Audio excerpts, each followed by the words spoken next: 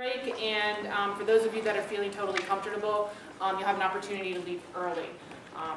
But you definitely want to stick around until right before the break, because we're going to talk briefly about the homework. So some of you, if you've been on Canvas, you'll notice that assignment 1 and 2 are now available to you. Assignment 1 is due next Friday at 5 p.m. So as we talked about last time, assignments are always going to go out on Thursdays, and they will be due the following Friday at 5 p.m. I know, trust me, we spent a lot of time trying to figure out the best time to make these assignments due. I've already had people come and say, can you just make them due at midnight? Because I work during the day. Well, then for you, you could have a self-imposed deadline of midnight on Thursday. That's my recommendation.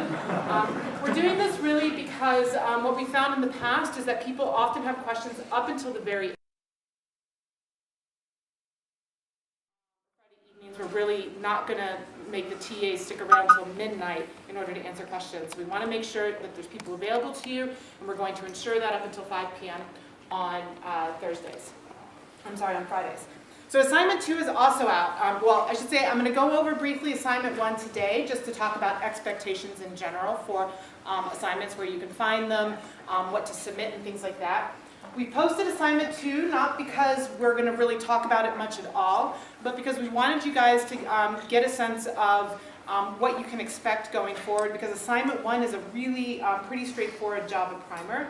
Assignment 2 is a little bit more in depth, and we wanted you to see that before the add drop deadline, so that if you're on the fence about whether or not you feel ready for this course, you can at least have a look at that second assignment. Again, it's going to cover things that we're going to go over next week, so I'm not going to go into details or ask or answer questions about assignment 2. It's really there for those of you that want to take a look and get a head start if you'd like. TA office hours are posted on the Canvas website. If you go under Getting Help, there is an image there with our initial draft schedule of TA office hours. We will be posting a Google Calendar in the next couple of days for that, because it may shift a little bit. You'll see that the TAs have very awesomely really stacked themselves up right around those deadlines for the assignments. Reminder, there's no lab on Monday. Happy MLK Day. Go do something fun. Go march in a march. Today we are starting our streaming and recording, well, I should say experiment. So that's what's going on down here in the front row. We will be posting links on Canvas after the lectures at some point this evening with a link to the YouTube video for that lecture. Again, I just want to stress this is experimental. It's definitely going to fail at least once this semester. We're putting that out there for you really to have review material. At the end of the lecture today, Dr. Parker is going to be doing some interactive coding. That kind of stuff. It can be really great to go back and review. But if you decide you're going to start not coming to class and rely on those video streams instead, do it at your own risk. It's going to fail, I can promise you. There's lots of cables, lots of points of failure. Okay, we're also, I want to try the polling again. My understanding from Tuesday was that not everyone could get online. So I just want to get a sense of what's going on with our Wi-Fi. So let's do a quick poll. And already I can tell that I'm not getting online.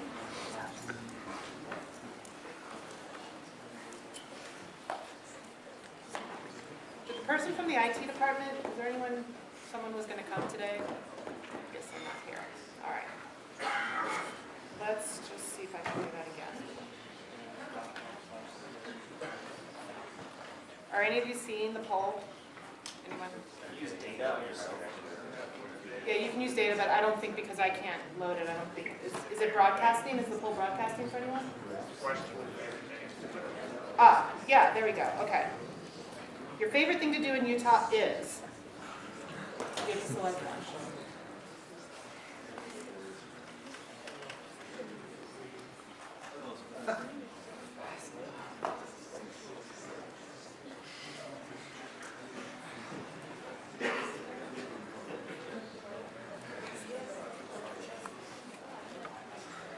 How many of you have successfully submitted an answer? Just raise your hands really quick. Okay, I'm just going to give it another couple seconds, see how many of you can get. Still loading.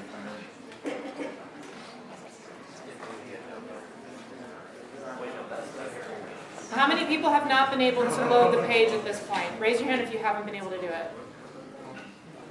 Okay. All right. we're going to keep working on this. I've been in touch with the IT here on campus. They're going to try to get some more to boost the Wi-Fi signal here so we have people answering.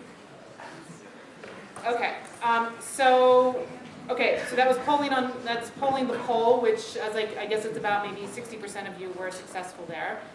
We will get this sorted out. And again, if we can't figure this out, we will just go back to traditional ways of asking questions. And one thing I was going to say, again, the polling isn't working perfect today, but we're going to try this anyway.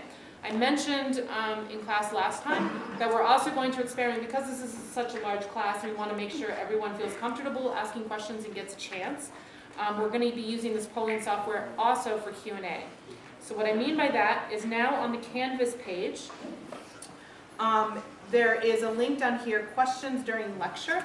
You don't have to go to Canvas now because there's also a bit.ly link.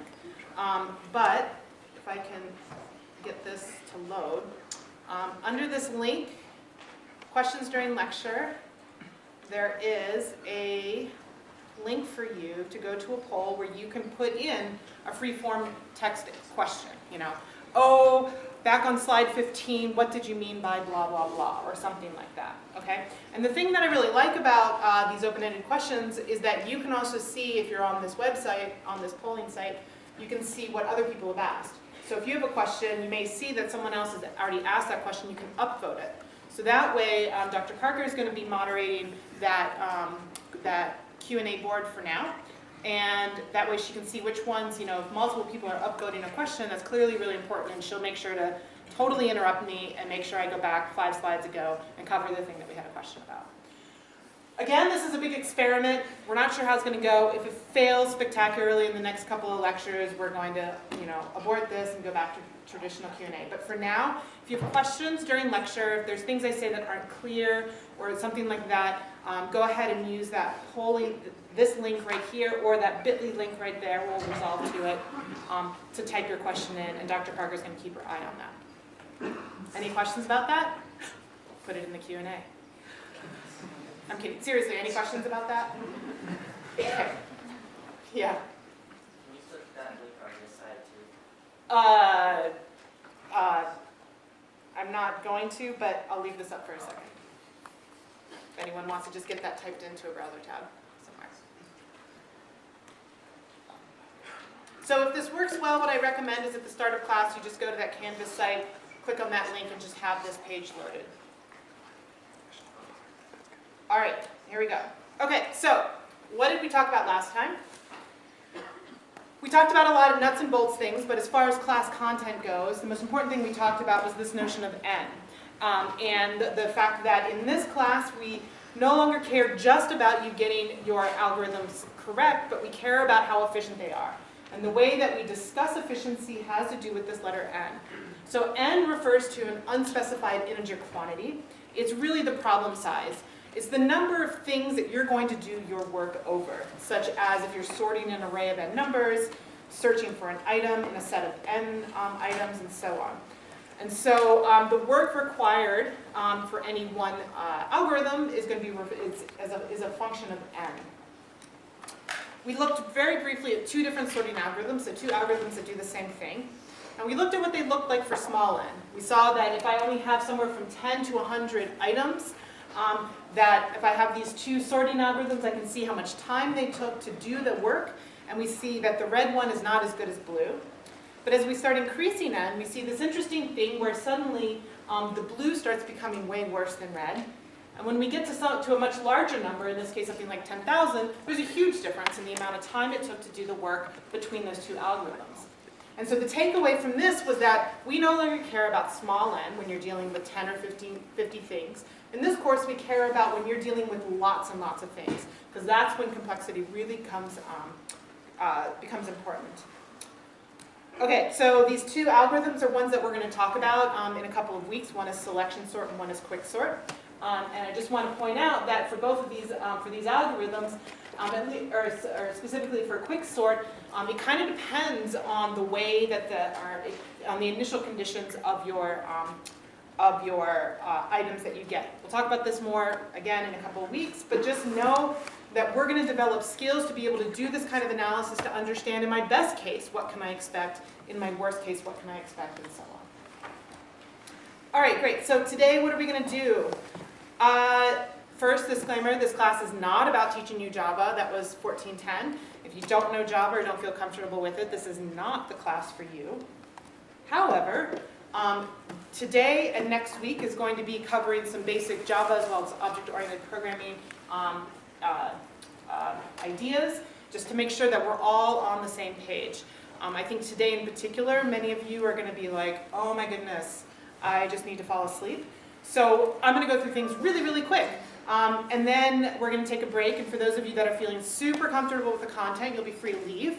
And after the break, Dr. Parker is going to be doing some coding to help just reiterate some of these basic Java concepts. So we're going to talk about basic things, variables, control flow, reference types, some miscellaneous. Then what I'm going to do is I'm going to just pull up assignment 1 so you get a sense of what's in there and talk about what we're expecting. And then we jump to the coding demo. All right, variables. Hey, do we have any questions in the queue yet?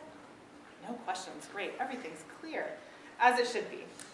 All right, so a variable. What do we mean by a variable? So this is just a piece of data in memory that has two things. It has an identifier and it has a type. And a type is, anyone want to, and by the way, I tend to ask a lot of questions. Please don't yell out the answer. Please raise your hand. So anyone want to put out there, what do we mean by type? It's like a way of interpreting the data that's in memory. A way of interpreting the data is in memory. Great. Anything else? Like a primitive type or an object? Primitive type or an object, or what we might refer to as a reference type. Yep. So, right. So these are the basic building blocks in any programming language. And it determines what kind of data the variable holds, what operations can be performed on it, and the way that we interpret it. So Java has 8 primitive types. Anyone want to give me one? Yeah. Okay, another one. Yeah, Boolean, int. Short? Short. Yeah. Float. Character? Okay, we're at 5. Yeah. String? String? Okay, we're still at 5. A long? Double? One more. Byte? Byte. Is that what I have? Yes, thanks. Okay, great. So, byte, short, int, long, float, double, char, and Boolean. Nice work. Okay. Examples. This first one, what's the very first one? Anyone want to guess? Char. Right, we have a char. We have a, what's the second one? Int, maybe. It could be an int or a double. Great. Next one. Or no, not an int or a double. What's the second one? Float. Short. An int or a short. What's the next one? 2.64. Float or double. Great. And the last one? Boolean. Right. Okay, you guys are pros. And already I'm breaking my rules. We're going to go back to hands. All right. So declaration and initialization. Declaring available is stating that it exists. So we can assign the variable a type and a name. So for an example, is we're creating a Boolean called "Are we there yet?" I have a small child, so this exists a lot in my life. So I can declare a variable by giving it a type and then giving it an identifier. Now initializing is when the variable actually gets a value. And we often combine this with declaring. So now I can say Boolean, "Are we there yet?" equals false. Okay, so I've both initialized and declared in one quick step. Variables that are considered final are constant and cannot be changed after they're initialized. For example, if I put final in front of this, this initialization, int, the meaning of life is equal to 42, that means that I can never change. That is the answer for all eternity. No one laughed at that.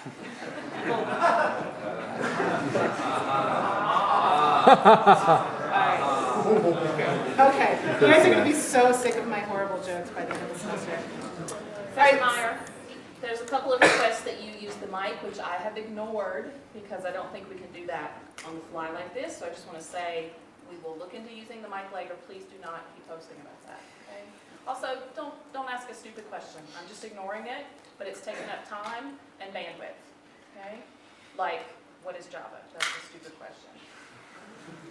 All right. Thanks. By the way, if we do get a lot of stupid questions, we're just going to stop doing the whole technology experiment altogether. We're assuming you guys are adults. And if you're not, then we're going to go back to the old boring way that doesn't work well for large classes. So don't ruin it for everyone. Okay, so I will try to talk a lot louder, and then if that doesn't work, we will get onto a mic next week. So after a variable has been declared, we can assign it a new value using the assignment. Are we there yet? We can now change to true.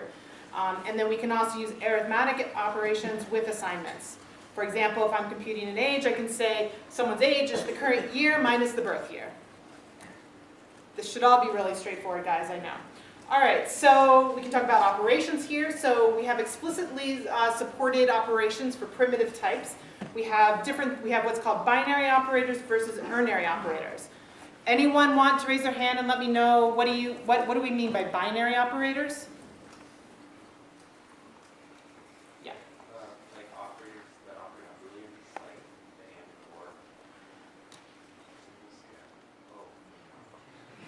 or. Right. So what you were talking about are what we would call ternary operators. So binary operators are things that are going to work on things that are computable, like ifs, longs, doubles, floats, and so on. Whereas our ternary operators are negation, increment, and decrement. Or I'm sorry, yeah, okay, I got that backwards. So ternary operators are the things that are going to do negation, increment, or decrement, as opposed to the binary operators. So Java follows very common order of operation rules. Ternary operators are the highest, so if you have a plus plus or a minus minus, that's gonna take place before doing a plus or a minus or a divide. Next are our binary operators, are these binary operators, multiply, divide, or anyone want to remind us what that percentage sign means? Modulo, thank you. Low is going to be plus and minus. This happens after all those other operations are taken care of. And finally, the equals is going to be the lowest. Okay, so type conversion happens. We have two kinds of type conversions. One's a widening conversion, and the other one is a narrowing conversion. So what we mean by widening is when we convert the data to another type that has the same or more bits of storage. An example would be I'm converting a short to an int to a long, or an int to a float. Those are all examples of widening. Narrowing, on the other hand, is when I'm going to take some sort of type and I'm going to convert it to something that stores less information. And examples are going from a double to a float, or a float to an int. What do you have to be careful about here when it comes to narrowing conversions? The decimal part of the float gets truncated. Right, does that also hold for double and float? Yeah. What's the more general issue going on here? You always lose some data. You're gonna lose data, and the way that's gonna happen is through round-off errors. Yep, so you have to be very careful when you're doing this. Okay, so type conversions. So Java actually uses widening conversions when an operator is applied to operands of different types, and this is what we call promotion. So, for example, a few questions. So let's take this top line. If I do 2.2 times 2, what do you think the result is? Someone who hasn't answered yet. Anyone want to take a guess? Yeah. 4.4, right? Very good. Okay, if I take 1.0 and divide it by 2, what do you think I'm going to get?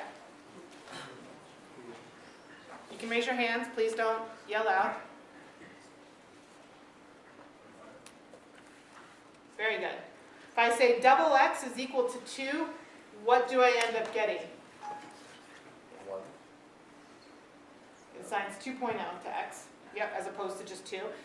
And if I have double quote count equals space plus 4, what gets stored in memory? Here. Anyone want to take a guess? Yeah. A string, and more specifically, what actually gets stored? What's in that string? Count equals 4, so you got exactly. Exactly. So that plus when it comes to using strings is what we call the string concatenation. Great. Okay, you guys are pros at that. So mixing types. Conversions are done on one operator at a time in the order that the operators are evaluated. Okay, so let's do something a little more tricky. Take 30 seconds and figure out, using proper order operations and the mixed types, what do you think the answer is here? Give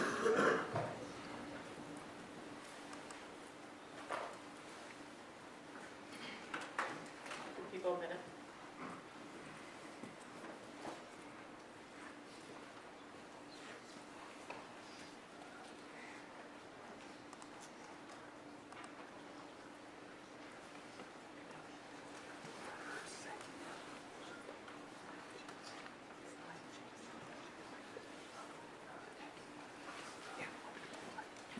Okay, who has an answer? Who wants to? In the very back. 6.0. Any other thoughts? 3.3. 3.3? 5.0. 5.0? Okay, anything else? 2.5?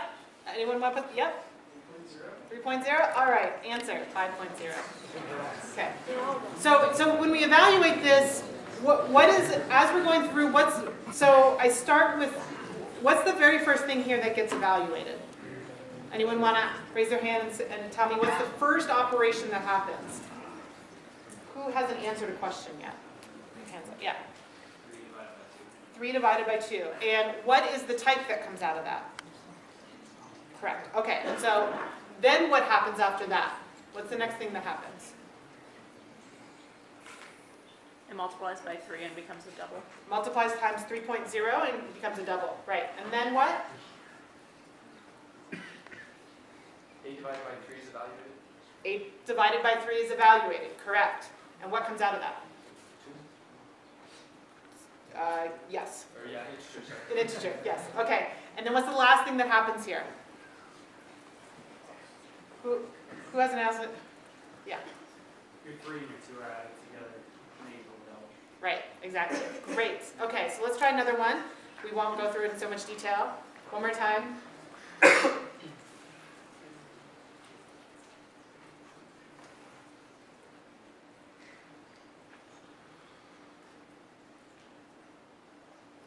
Okay. All right. Okay, that's all I had. By the way, some of you are asking good questions that I'm going to cover later in the slides, and that's why we're ignoring them. Okay, so mixing types. Continuing on this. So string concatenation has the same precedence as a plus and minus and is evaluated from left to right. So 1 plus x plus 4. Think about it for a second what you expect to get.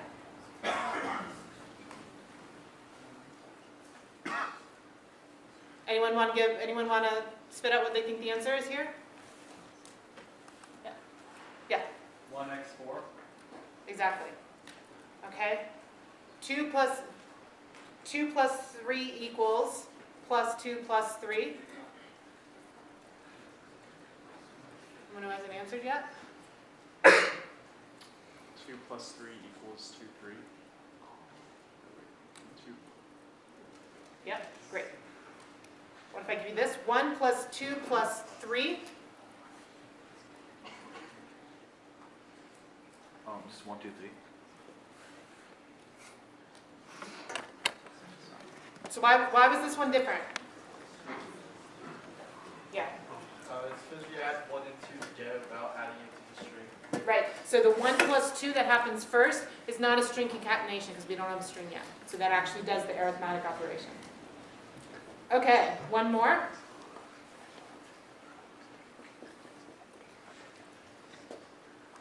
Yeah. 3 equals 6. Very good. Yep. Okay.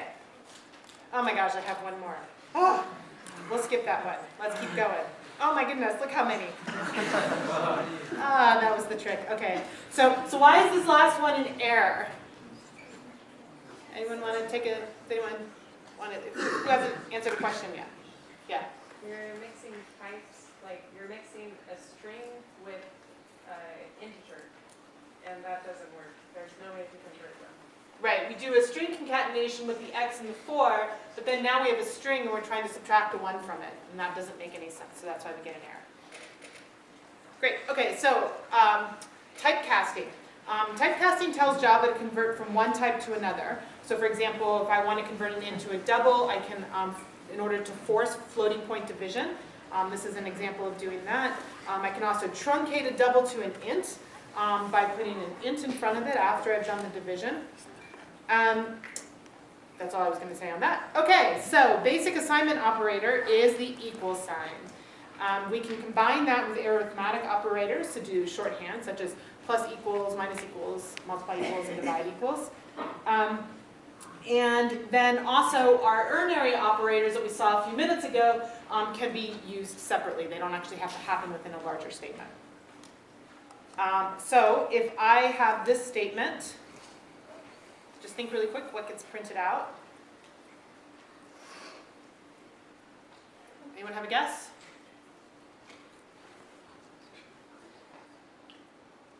Going for 3 plus 3. 3 plus? Sorry, 3 and 3.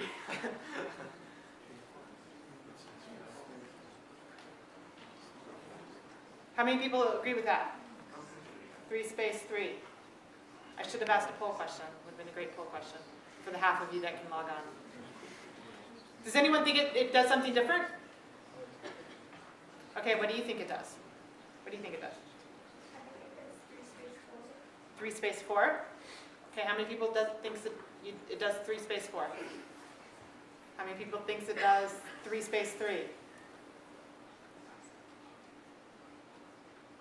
Right, okay, so it does in fact do 3 space 3.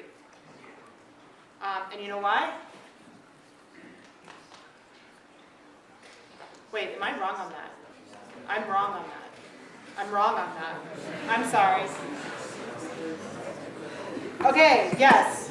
Sorry, it is in fact 3 space 4. We do in fact do the I++ before we do that assignment operator. So anything that happens to the right on the assignment operator happens before we do that actual assignment. Okay? What? Yes, okay, that's right. Sorry, that is my point. Because then if I do the same thing but I do the plus in front, it's going to actually give me the same answer. Okay? All right, so relational and logical ops. So results are always going to be Boolean when we're talking about relational and logical operations. So these types of operations are less than, equal to, less than or equal to, equal equals, and not equals, the bang equals. Logical operators are supported for Boolean. These are things like and or the not operator. What do these logical operators do? How do we use those? Anyone want to give us an example? Are they something we do math with? For example, you could see tested multiple different variables are greater than or less than some number at the same time. Using the double and operator to. Right, so double and means that this plus this must be true, otherwise it returns false. Or the double or operator means that this or this true returns true. And then the not means you take the not of whatever that Boolean value is. Okay? So the precedence that we follow here, all of these things happen after the arithmetic operators. So these are the ones that are the highest. These are the ones that are the second highest, followed by the and the or is the lowest. So some of these precedence operators, I don't know about you, but I oftentimes, like when it comes to these, I sometimes forget. But these can be a great source of debugging, things that drive me nuts. What's a good strategy if you have a whole string of arithmetic operators and things like these logical operators? What's a good programming practice that can help you make sure that your thing is doing the right thing if you can't remember this exact ordering? Who hasn't answered a question yet? Yeah. Try parentheses. Parentheses, right? So if we have parentheses, that forces things within parentheses to happen first. And that's a good trick that I always use to make sure that I can ensure that things are happening the order that I want them to happen. I'm going to interrupt. There's still confusion about pre-increment and post-increment, but I believe, let's clear it up in the coding session later, then continue to talk about it in the slides. There's also a question about whether slides are going to be online, and let me answer that with a question. Have you been to the Canvas site yet? Are the lecture 1 slides posted? What do you think that means about lecture 2? Yes, and when? After class. Okay? All right. So more about pre and post decrement after the break. Great. Okay, so control flow. So control flow determines how programs make decisions about what to do and how many times to do it. Okay, so when we talk about control flow, the things that we're talking about here are decision making using if-else or switch statements, looping using for, while, or do while, jumping using break, continue, return, and exceptions such as try, catch, and throw. Okay, so switch statements. These are similar to an if-then-else statement. I hope everyone in here has used a switch statement before. But they look something like this. You say switch, and then you give some sort of expression that gets evaluated. In this case, I'm saying integer. Can you have anything else in those parens besides some sort of integer expression? What else could go in there for a switch statement? Yeah. Strings? Like just string A? Is that actually true? Yes. What gets evaluated on that? You match the string? Yeah, it's only available in more recent versions of Java. Got it. It's not Okay. always been in Java. Got it. What else can go in there besides an integer or a string? Who hasn't? In the back, yeah. Yeah. Characters? Yeah, great. For some reason I'm thinking if then else. Right, okay, so you're right. So what we're going to do is we're going to do a match on whatever it is that comes in here. So if our case is the integer literal, then if the case matches, if whatever is our expression matches that first case, then we do that first list of statements.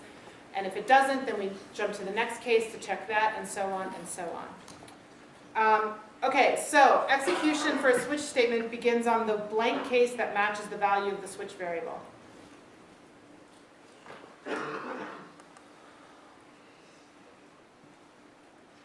Execution begins on which case that matches the value of the switch variable. Let's say yeah. The first case, right? So you could actually have multiple cases. I don't necessarily know why you would do this, but you could have multiple cases that match. But really, it's the first one that'll take. And execution continues until what is reached? Break. Correct. Until a break is reached. If I don't actually have a break, what happens?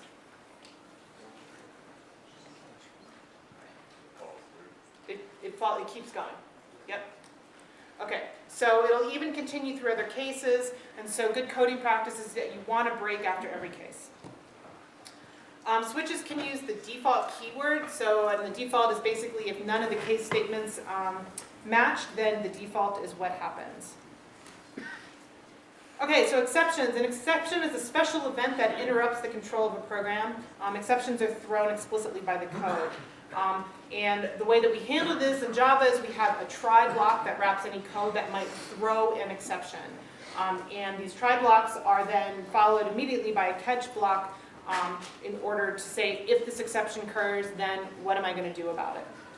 So the execution of a program jumps inside the catch block if the exception occurs. Right, that's what I just said. All right, so for example, I could have this try statement. I'm going to try to open up some file with my file reader. And if that file is not found, which is a very common thing that can happen, then I go into the catch statement that's going to print out this file doesn't exist, giving some sort of useful information. And if there is a different exception, then I have a different catch statement that then prints out maybe something that's a little bit less human friendly. So when we throw exceptions, a really common, for example, common thing that can happen is trying to access arrays that that are out of bounds in some way. In this case, we're gonna have an exception. We're gonna throw an exception. We're gonna test if our array size is less than 0. Then we throw a negative array size exception. Sorry, in this case, what I have is I'm trying to create an array size somehow automatically, and I've put in some number that is less than 0, which is nonsense, and so I can write a exception to throw negative array size exception, and otherwise then I go ahead and I know that it's safe to create that array using that array size. So in this case, why don't we need an else statement?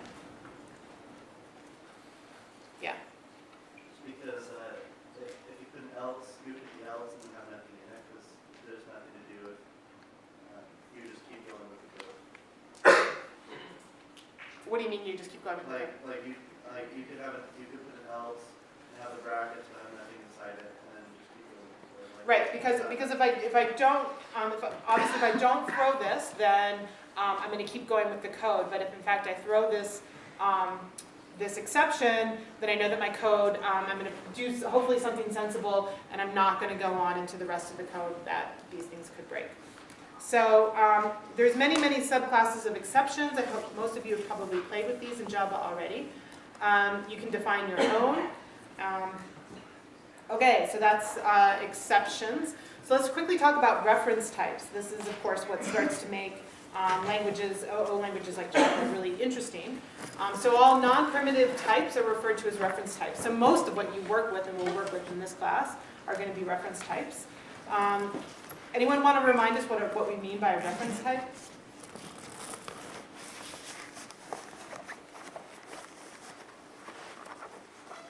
Anyone who hasn't answered a question yet? Sorry, say that again? It's a reference to an object, and what does that mean? What does it mean to be a reference to an object? It's a reference to a place in memory, correct.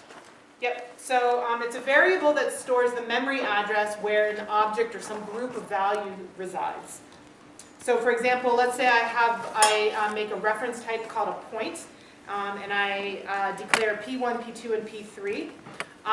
What's actually stored, I think I have a little thing. So let's say, so when I do that declaration of P1, P2, and P3, those are actually just storing a memory location, right? So if I go, and that very first thing that they're going to store in that declarative statement is going to be null, because they're not actually pointing, I haven't instantiated that that reference type yet.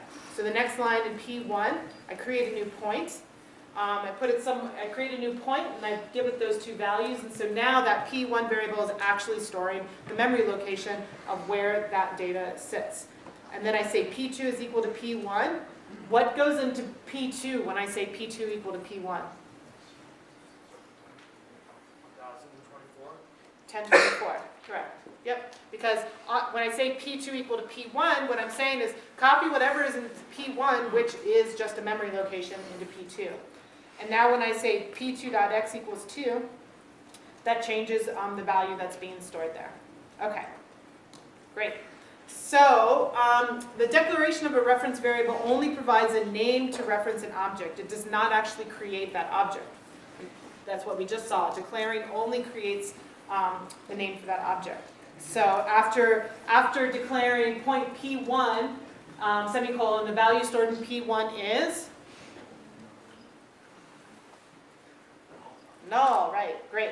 Okay, so we use the new keyword in order to construct an object. So point P1 is equal to a new point.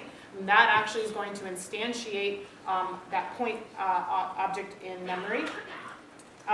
So why do we use in these after new and then point and then two parens? Why do we use those two parens? Yeah.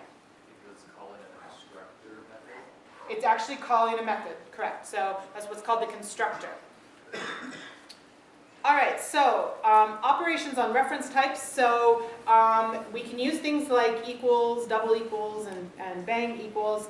So equality operators, though, are only comparing addresses. So when you use these, you're just checking whether or not two references are pointing to the same place in memory.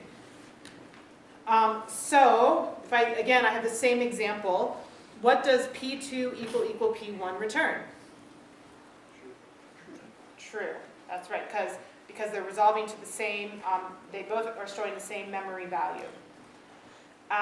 But what we can also do is we can use the dot operator or the instance of, and the dot operator is used to select a method that's applied within an object. So now if I say, let's say I have a method called first value, which does exactly what that method name implies it does. If I say p2.firstValue, what is returned there? Yeah. 7, correct. Yep, so that's the dot. And then if we say, what does p1 instance of point return? Anyone remember this stuff from Java? Yeah. True. True, right. So instance of just lets you know whether or not that, that variable is an instance of that reference type. Okay, so strings. So strings get kind of interesting. They seem to break a couple of rules. So a string is the only reference type for which operator overloading is allowed. But it turns out you can't actually do that yourself. But that, as we've already talked about, the plus is the string concatenation. String objects are immutable. Anyone want to remind us what immutable means? Yeah. It can't be changed, but if you like try to get a bunch of the string, it just makes a new string in a different spot in memory. Right, so immutable means that a variable, once you've assigned a value to that variable, it can't change. Now with strings, what that actually means is that if you change something, the string reference is then going to point to a new place in memory. Okay, so if we have this little example, let's say I have two strings, S1, and I initialize S1 to say hello, and I initialize S2 to also say hello. What does this look like? So S1, what's actually stored in S1 again is a memory location, and it's a place that stores those characters. It turns out with strings that when I say S2 is equal to hello, it's also pointing to the same place in memory. This is one of the things that Java does to optimize. Now, however, if I then say S1 is equal to goodbye, that now means that it's going to point to somewhere new in memory because strings are immutable. So, sorry, what was I going to do with this? Okay, so then if I say, if I create a new string S3 and I say S3 is equal to a new string hello, and then I print out S3, is S3 equal to S2, what gets printed? True or false? Yeah. Yeah. False. False. Anyone want to say that it's true? How many people think it's false? Great. How many people think it's true? A few of you. Okay. So, in fact, wait, do I have a little demo? No, I don't. Oops. Okay, so that is correct. It is false. And why is that? Yeah. Because here the double equal isn't actually checking if the strings are equal, it's checking if the references, the where they point to memory is the same, which it won't be since it's a new string. Oh, wait, did I say it's true? It should be false. Sorry. This is super confusing. So this should actually return false because another sort of quirky thing about the string method is when you use new string, it does in fact create a new place in memory. So S3 and S1 are not actually going to, or S3 and S2 don't point to a new place in memory. I mean, they point to different places in memory. But if in fact I say this, S3 dot equals S2, that does in fact return true. Sorry, that was a little confusing. So strings can be a little quirky. So really the point here is just remember strings are different than a lot of reference types. And in this case, when you use the new operator, it works differently than when you just do this implicit instantiation that we did with S1 and S2. That make sense? Yeah. So when you made S2 and hello, this S2 still refers to 1024 nothing, right? When you initialize it. So when you make S3, why does it still refer to 1024 via the optimization? Because that's when you use the new keyword, it actually creates a new place in memory for that hello. Thank you. Yep. Okay. Before So we move on to arrays, let's take some questions. So one question is, are strings the only immutable reference type? and I presume the rest of that question would say in Java.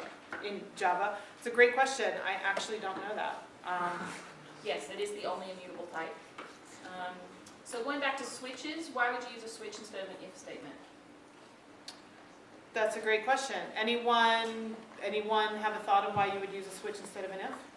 It takes less time, What do you mean by that? possibly, because like a switch statement could just go to the complete instead of looking for. Right, exactly. So a switch statement is more optimized than an if then else statement. What is operator overloading? What is operator overloading? Great. Anyone want to answer that question for me? Someone who hasn't answered a question yet?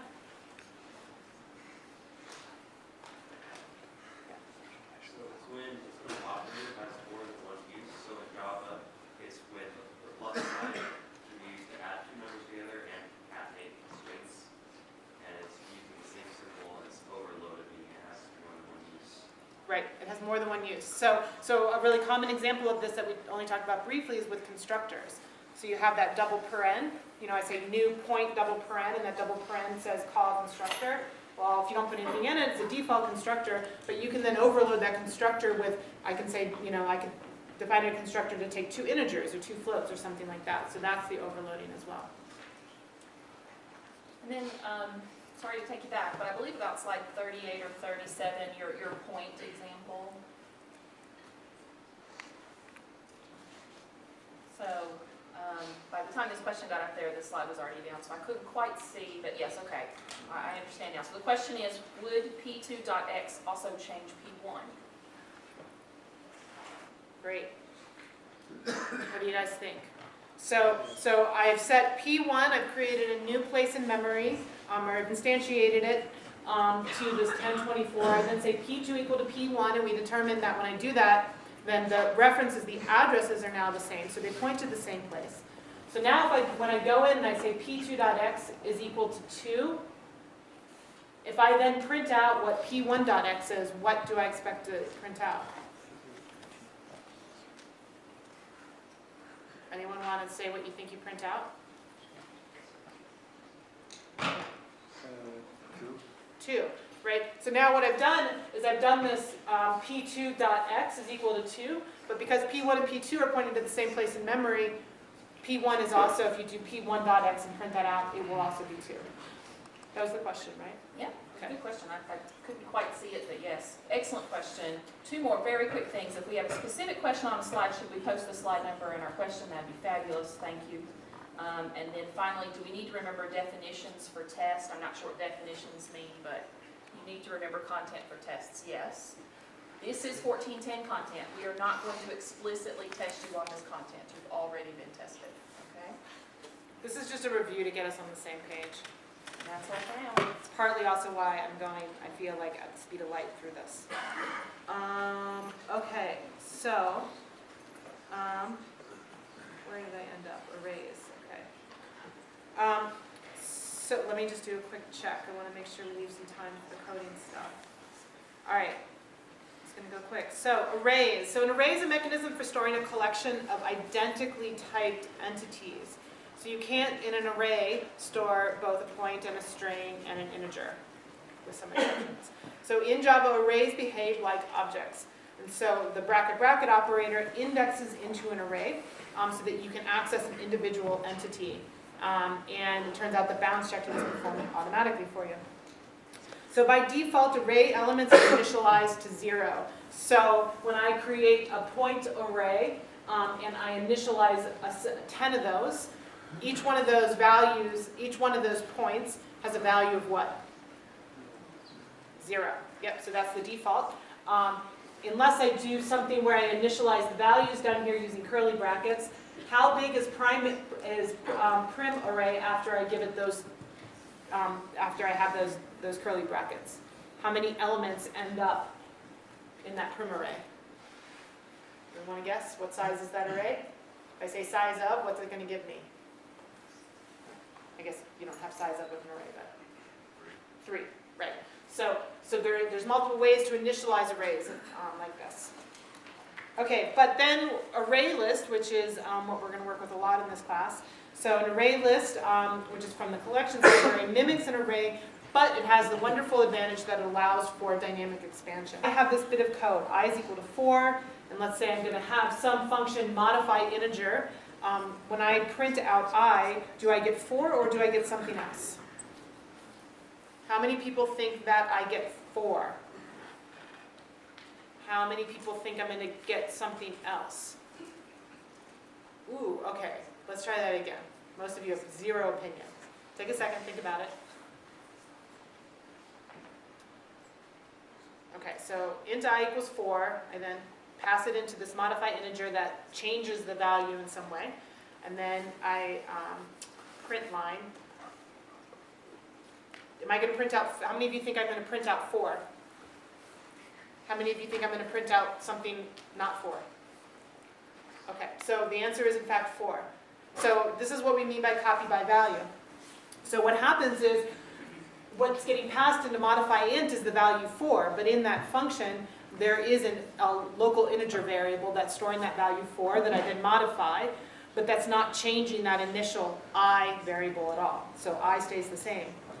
But the question is then, what does this mean for references? So when I pass in a reference, such as p, I create, I have p, it's a point, I initialize it with the values 1 and 2. I then do something that modifies things in point, and I print out p.x. Is p.x going to print out the modified value, or is it going to print out 1? How many of you think it'll print out 1? How many of you think it's going to print out a modified value? Okay, let's think about that for a second. How many of you think it's going to print out 1, the original value? How many of you think it's going to print out a modified value? It's like the same amount of you. Okay, a lot of you are opinionless. All right, so what is getting passed into modified point when I pass in p? Address. In address. That's right. And so then within that function, you can assume there's another point getting made, or we're using that, there's a point, there's a local variable in that function that has that same address that we're then modifying the things that that address points to. And so when I return, both of those things were pointing at the same place, so in fact, that original point p, what it pointed to, is also being modified. So what we would print out here is something other than 1. Okay? Are there questions on this so far? There is a question about arrays. Do all primitive types have a default initialized value when creating an array? Do all primitive types have a default? Great question. Yes. Yes. Null is Null not is- a primitive type. Null is what any sort of default reference types are become. But the answer is yes, they do, and they're all sort of whatever 0 means for that type. So false for Boolean, 0.0 for double, but yes, good question, the answer is yes. Okay. So you can anticipate what will be stored. What is it for a char? It'd be like whatever character corresponds to 0. The code. All right, great. Okay. All right, so main is when the program is run, the main method is what's invoked. So every time you run a program, it's looking for something called main. Hopefully you guys know this. This is how we declare our main function. And it can take in a bunch of arguments, which is something that we would use a command line for. And in fact, in one of your labs coming up, you'll get a lot of practice using the command line. And I think in our final project, you're going to have to use this. And so that's how we pass in command line arguments to main, is using this. Okay, so classes and constructors. We've talked about this a little bit already. So a class consists of fields, aka variables, that store data and methods that operate on those. Both your fields and your methods could be public or private. Public means that other classes and other functions can see those variables or those methods. Private means only internal to that class. A constructor controls how an object is created and initialized. You can, as we've said, you can overload those constructors and have multiple ones. And if none is defined, a default constructor is generated that again initializes everything to 0, or the equivalent of 0 for that primitive type, and reference fields to null. For those of you that like to geek out about meta discussions, there is a slight difference between field and variable. You can find it here. I tend to refer to things as variables all the time. This is a reference to the current object, and it's useful in avoiding self-assignment. Let's say, for example, I write a function that says I'm going to take a bank account, and I'm going to transfer all the money from that bank account into, you give me a bank account, I'm going to transfer all your money to me, and then that means that bank account no longer has money. Great, okay. But let's say I have two accounts, 1 and 2, and let's say I want to transfer everything from account 1 into account 2. So for some reason I write account 2 equals account 1, and then I call account 1, make that final transfer, and I transfer everything from account 2. What happens? Think about it for a second.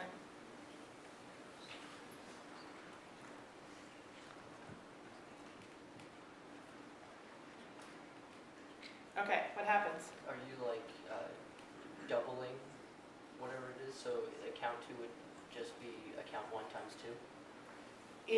In that top line, dollars plus equals right-hand side dollars? Yes. Okay, and then what happens? So I get twice as much money, and then it goes to the ether, right? Then I'm saying, oh, now I no longer have money. And the way that we can put in some checks to keep us from doing things like this that are unintentional, the problem is that this pointer in here is the same thing as the right-hand side pointer, okay? Because account 2 equal account 1, they're now pointing to the same place in memory. And so we can use this operator to say, if this is equal to right-hand side, don't do this. Danger, danger, danger. Okay, so this is something that we can use a lot to make sure we avoid doing unintentional things like this. Ha ha ha. Okay, so really quick, I just want to look at assignment 1 before we switch to the coding demo. So assignment 1 is up. As I said earlier, this assignment is not indicative of the level of difficulty or the amount of time that's going to be required of you for assignments going forward. It's really just to augment this initial getting everyone back up to speed, remembering Java, and remembering the things from 1410. It's about doing some arithmetic operations on matrices. We provide starter code for you, and this starter code has been beautifully commented by one of our lovely TAs. And this is really as an example of what your sorts of comments should look like going forward, okay? So in the code we're going to give you for other assignments, don't expect the same level of detail. That's going to be up to you. So you're going to fill out that code in a number of places, and then testing, we also have a tester suite for you to add similar tests to. And then finally, when you hand in, we're going to want you to zip up your Java files. Everything we need in order to code or to compile and run your code must be zipped up. In some assignments, we're going to give you additional Java files that you may not actually have to modify, but it's important that you zip everything up that's necessary in that project. And then you're going to submit that zip file up here, okay? Starting with assignment 2, we're going to start having analysis documents as well. So if you go and look at assignment 2, you'll see it's actually broken down into 2 parts. There's a code part and an analysis doc part. Again, I'm going to go over this in more detail next week when we'll have an example analysis document for you guys to look at. But if you're just going ahead to look at what another assignment looks like, you'll note that there's 2.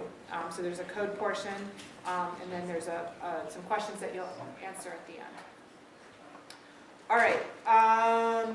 Is there anything else we want to say about assignments for this week? No. Okay, great. Then let me just quickly say, for next week, we're going to keep going over review. We're going to be covering object-oriented programming ideas and generics. So look at those Java notes again to brush up on that. Assignment 1 is up. It's due next Friday at 5 p.m. You must work on your own on this. This is a solo assignment. No lab on Monday. It's MLK. And with that, I'll pass it over to Dr. Parker to... I think we should take a break. Oh, sorry. Right. So we're going to take a break till 1:45, so it's about 3 minutes. And then we're going to, if you feel really comfortable with this content, feel free to leave.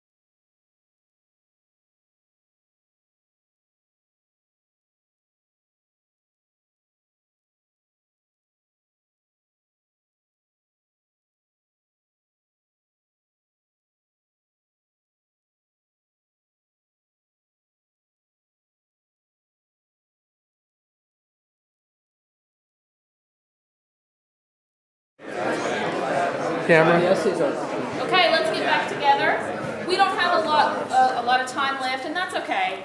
I want to hit some of the points of the review that were a little more confusing for students based on questions that I saw and maybe moderated to the point we ignored them, or showed and let you upvote and downvote and things like that. And those two things were the pre and post increment. And I actually think the confusion is that unfortunately the wrong answer was given up here earlier. And most of you knew what the right answer was, so there was a lot of posting about that. So let's just run it. That is always the best way when you say, oh, hi, professor, I have this question about this code. I'm going to tell you, have you tried that in Eclipse before? Because that's how you know the answer. And that's how you know the answer here. So I coded up the example, and let's quickly run it. And you're going to see we get 4, 3, 4, 4. So why was that? Well, we print I. I has been incremented before we query its value in the print statement. So it goes from 3 to 4. But the tricky part here is, how did we set j? We set j using a post increment of I. That means you take a snapshot of i's value and use that to assign j, and then you increment I. So that's why j is still at 3.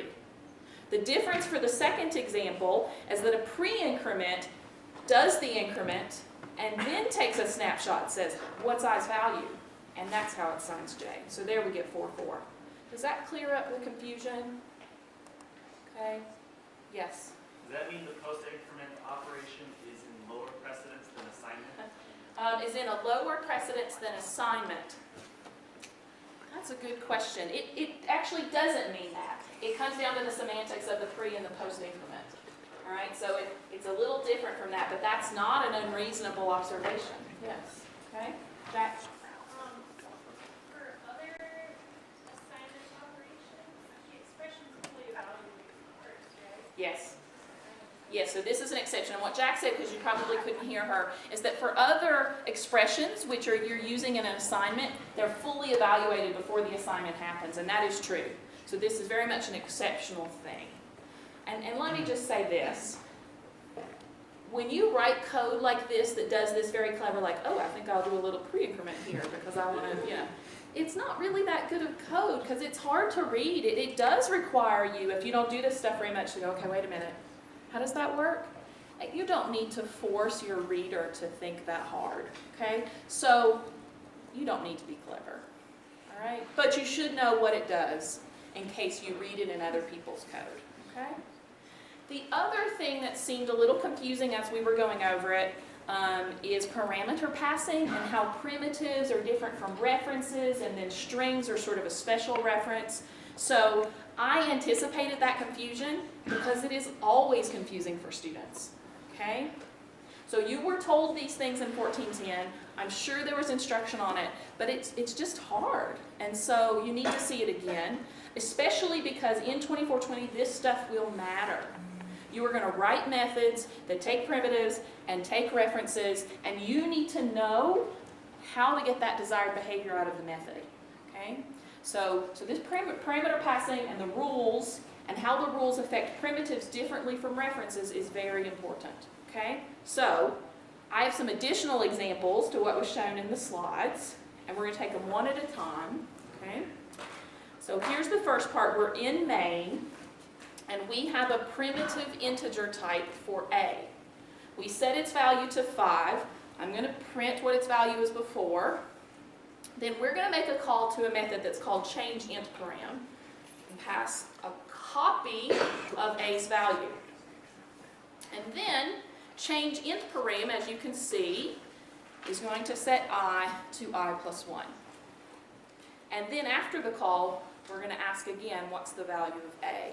So we know we can figure out what's going to happen by running this, but you truly understand it if you can tell me what's going to happen without having to run it and see the printouts. So before the method call, of course, A will be 5, but what will it be after the method call? 5. 5. A is a primitive type, and so what it means to take a copy of a primitive is to take a copy of its actual value. When you look in memory and you look at where A is stored, you don't see an address because it's a primitive, you see 5. So you're taking a copy of 5. So when we changed I, we were changing I's 5, not A's 5. There were 2 different 5s, okay?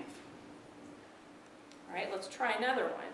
So now, let's try to change a reference, the point class. Okay, this was used earlier. So P is a point. We make it a new point object. It's just an x, y location. So x is 9 and y is 13. Same thing, we're going to check to see what x is before the method call. We're going to call a method called change point param, and I'll show you what that does. It calls set location, and you give it a new x and a new y. So it's just a way of changing x and y together. Okay?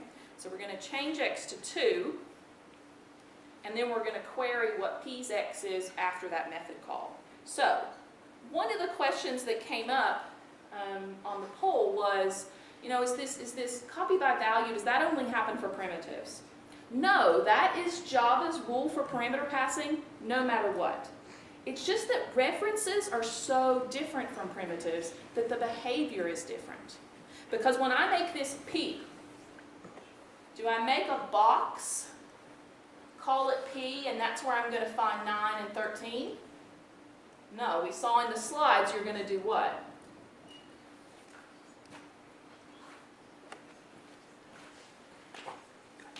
What am I going to store at the memory box called P? Do I store X and Y directly there? No. What do I do? Address. I do an address, and where does that address take me? It takes you to basically what the other value is, because that's what the address was. Yeah. Okay. So this is my 9 and I think 9 and 13. Okay. So there's this indirection that happens for references. Has to happen. Okay. Because P is one little thing. Just like A is one little thing. But a point is 2 things. So we use an address to point to this object. You're referring to the object. Okay?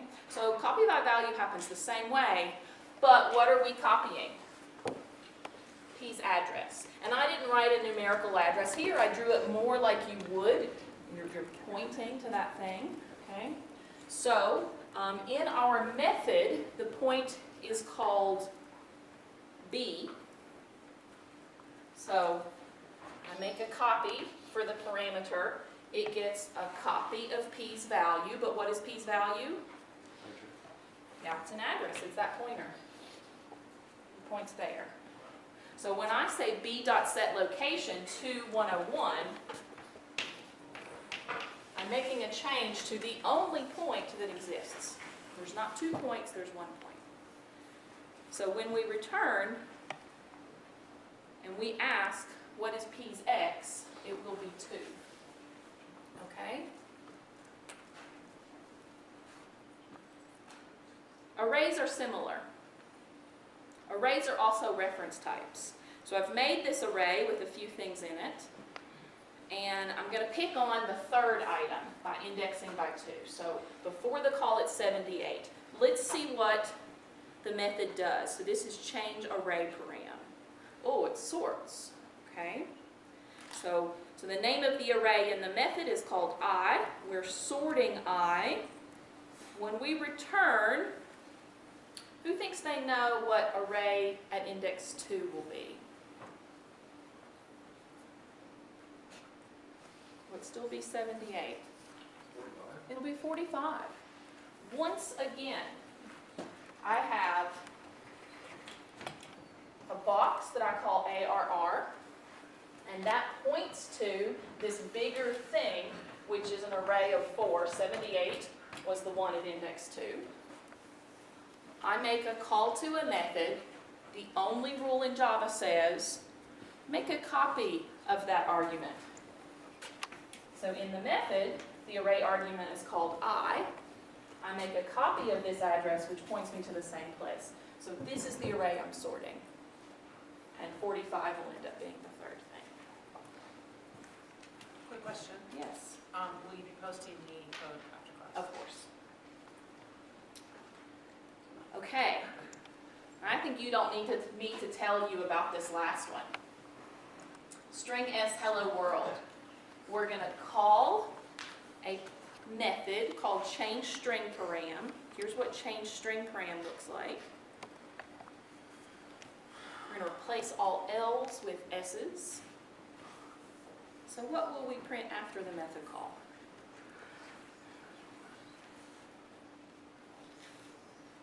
Be like SO worse. No.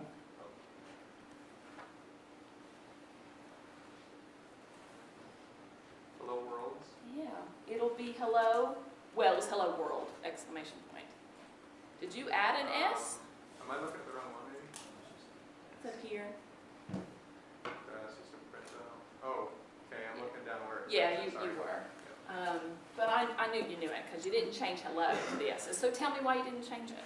String, even though it's an object, it's kind of weird just so that it act like a primitive type. It's immutable. So, Aaron, yes. can you repeat the question so we get on Sure. track? What was the question? Or the statement? The statement. So, one of the things that happens with strings is they're immutable. So the student said they kind of act like primitives, and I don't disagree with that. The behavior is that a method cannot change that string, okay? But why is a little different, okay? It's not because that hello world string S had a 5 here, and we took a copy of that 5 and changed the copy. It is still the case that this point somewhere else, where that big string lives.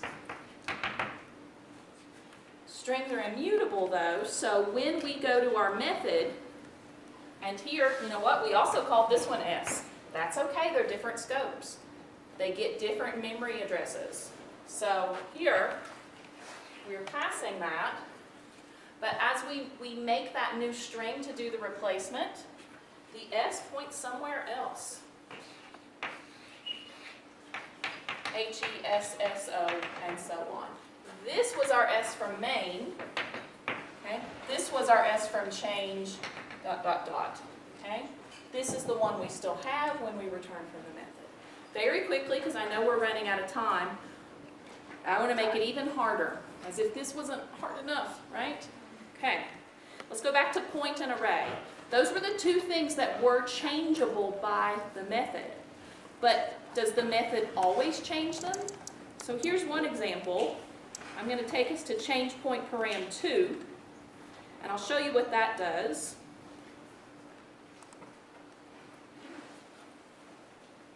It takes the parameter, says make this a new point, and then set the location.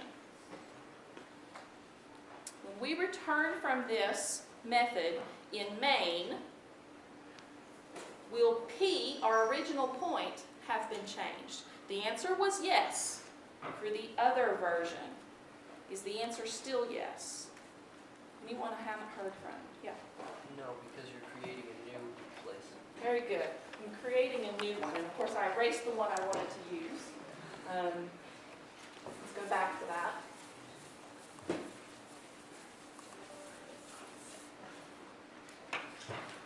We had P pointing to an X and a Y, whatever they were, and now we have B that gets a copy of P, so it points to the same X and Y. But when we say B equals new point, that's a new object with a new X and Y and a new address that needs to be pointed to. So no, it won't have changed. We will still print the same ones. I have another example that uses arrays in a similar way that you can try out on your own. Yes, we will post the code after lecture. Another question. What's the best way to copy the values that like P's address has and change those without changing the initial values? What is the best way to make a copy of these because you really don't want to change them? I think that's a great question, but I know some of you have some ideas. You do want it to be like a primitive. You want it to make a copy of that point and then have the method only make a change to that copy, not to the original. Who's got an idea? Just declare a new object and set it equal to the Okay. value that you want to use. That's one option, actually declare a new object, which is kind of what we did here, and set the x and the y to the same x and y that the original used. Does anyone have another answer? Could you just point to the address where the X and Y is? You don't know where they are. Yeah, that's not something you could figure out in Java, pointing to those actual x and y. Okay. Another idea is that a lot of classes already do this. They have methods that make copies of themselves and return those copies. Okay. If you check out the Java API, you're going to see lots and lots of built-in classes that have that. Okay. All right, that's it. We'll see you on Tuesday. Let me just really quick, one more thing. There's a few questions on here about clarifications of the assignment. We'll post an announcement with those questions sometime later tonight.